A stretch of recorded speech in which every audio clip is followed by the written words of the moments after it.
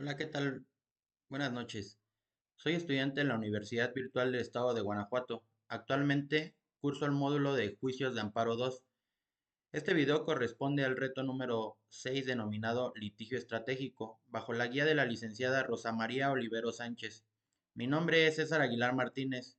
Cuento con matrícula 23018376 y la fecha de elaboración de este reto es el 2 de marzo de 2026. Hoy quiero compartir con ustedes un análisis sobre el litigio estratégico y el derecho a la no discriminación, tomando como referencia la sentencia dictada por el juez noveno de distrito de Michoacán. Este caso en particular es relevante porque aborda la protección de los derechos de los menores nacidos en un contexto de una unión familiar homoparental. Pues bien, antes de empezar con este análisis, considero que es importante explicar brevemente ¿qué entendemos por litigio estratégico y por qué se relaciona directamente con la defensa de derecho a la igualdad? Pues el litigio estratégico es una forma de utilizar los procesos judiciales no solo para resolver un caso individual, sino para gestionar un impacto más amplio a la sociedad. En este sentido, el derecho a la no discriminación se convierte en un eje fundamental porque garantiza que todas las personas deben de recibir la misma protección y trato, sin importar su orientación sexual, su identidad de género o el tipo de familia en el que se desarrollan. La sentencia de Michoacán es un ejemplo claro de cómo el litigio estratégico puede cuestionar normas que limitan derechos y abrir un camino hacia un marco jurídico más incluyente. Ahora bien, veremos cómo se relaciona este derecho con el litigio estratégico y qué avances se han logrado desde aquella resolución. Pues bien, la resolución o la relación de derecho a la no discriminación con un litigio estratégico nos indica que el derecho a la no discriminación está reconocido en la Constitución y en tratados internacionales como la Convención de América sobre los Derechos Humanos. El litigio estratégico lo utiliza como herramienta para cuestionar normas que generan exclusión. En el caso de Michoacán, se discutió la constitucionalidad de una disposición que restringía la protección de menores en familias homoparentales.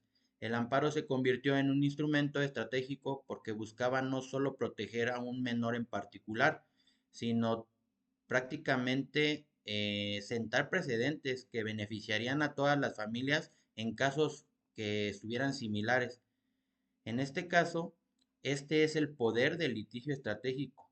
Más bien transforma un caso individual en un cambio estructural. Ahora bien, vamos a analizar un caso práctico y avances desde aquella sentencia.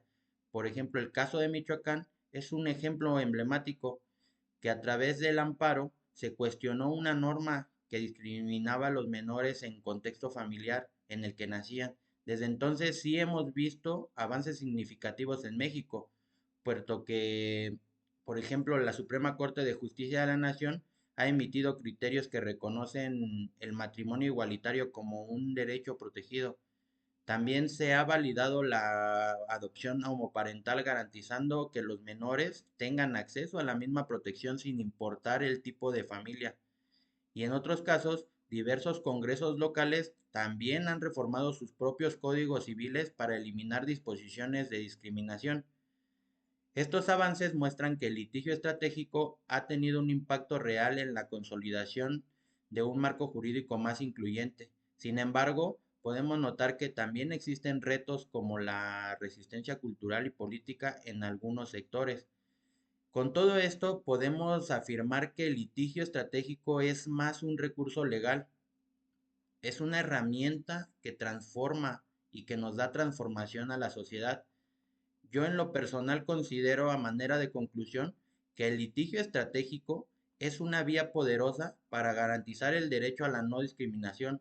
La sentencia de Michoacán nos recuerda que la justicia no se limita a resolver un conflicto individual, sino que puede abrir el camino hacia un país más igualitario y respetuoso de los derechos humanos. Y cada caso estratégico es la oportunidad para avanzar en la protección de los grupos vulnerables y para consolidar un estado de constitución en derecho. Yo me despido con una reflexión que en lo personal me llama mucho la atención y que nos puede decir que la igualdad no es un privilegio, es un derecho y el litigio estratégico es la herramienta que nos permite hacerlo realidad. Pues yo prácticamente les deseo buena noche, esta es mi participación y muchas gracias.